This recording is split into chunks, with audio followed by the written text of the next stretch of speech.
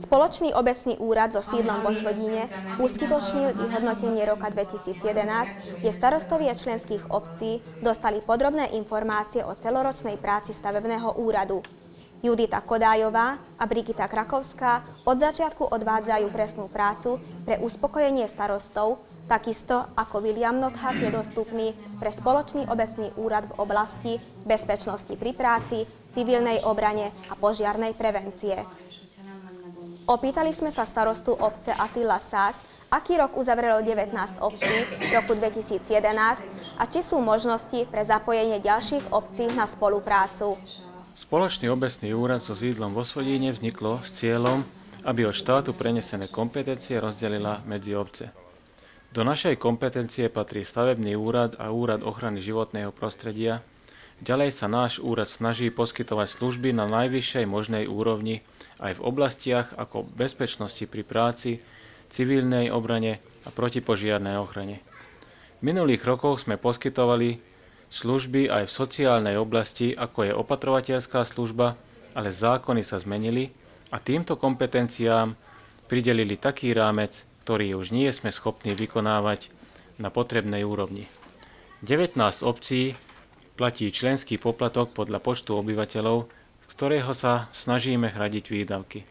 Zamestnankyne stavebného úradu a úradu ochrany životného prostredia odvádzajú skvelú a oddanú prácu a starostovia jednoznačne sú s nimi spokojní a zdá sa, že aj obyvatelia regiónu a v prípade potreby sa na ne obrátia s dôverou. O problémy v oblasti bezpečnosti pri práci, civilnej obrane a protipožiarnej ochrane sa stará podnikateľ William Notthard mladší s dostatočnou zručnosťou, o čo sme sa v lani aj presvedčili, pretože obvodný úrad pri kontrole nezistil žiadny nedostatok. Prokuratúra vykonávala kontrolu stavebného úradu a úradu ochrany životného prostredia a skonštatovala chod úradov takmer bez jedinej chyby. Spoločný obecný úrad vznikol na základe zmluvy. Zmeny v tejto zmluve sú neustále možné a ak náš spoločný záujem si to vyžiada, tak spravíme potrebné kroky a urobíme zmeny, či sa to budú týkať možností pre vytváranie nových pracovných miest alebo možností pre iné služby. Ak je možné, pomôžeme jeden druhému, veď spoločnými silami je všetko jednoduchšie. Ako príklad by som uviedol potravinové pomocné balíky. Charitatívne orgány mali za úlohu roznášať balíky do každej obce, ale ak však nezakročíme, možno zmeškáme celý program. Najprv sme sa združili so susednou dedinou Bruty, potom sa pridali aj ostatné dediny a každá si zobrala na seba roznášanie a rozdávanie 50 tón múky a cestovín.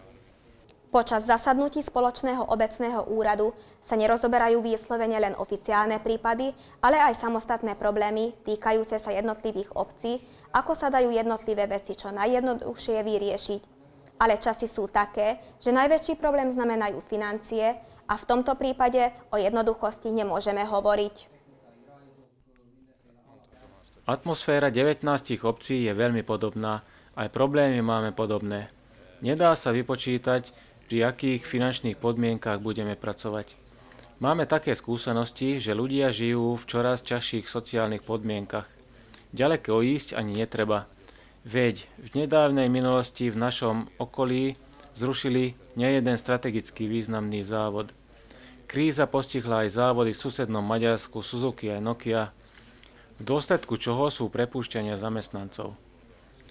Toto sa týka aj tunajších ľudí a spôsobuje sociálne problémy. Každá obec sa snaží svojim obyvateľom pomôcť, využije všetky také príležitosti, s ktorými zabezpečí ich živobytie aspoň na určitej úrovni. Prítomnosť spolupráce by som znázorňoval aj tak, že navzájom poskytujeme dôležité informácie, či už ohľadom hľadania alternatívnych energetických zdrojov alebo uskutočnenia takých služieb, s ktorými je možné zníženie nákladov a výdavkov. Na margo uvádzam, že samospráva obce od 1. apríla do 30. septembra zamestná približne 20 ľudí na vykonávanie verejne prospešných prác v rámci aktivačnej činnosti, popri už spomínaných 15 zamestnancoch, ktorí udržiavajú kritické miesta obce.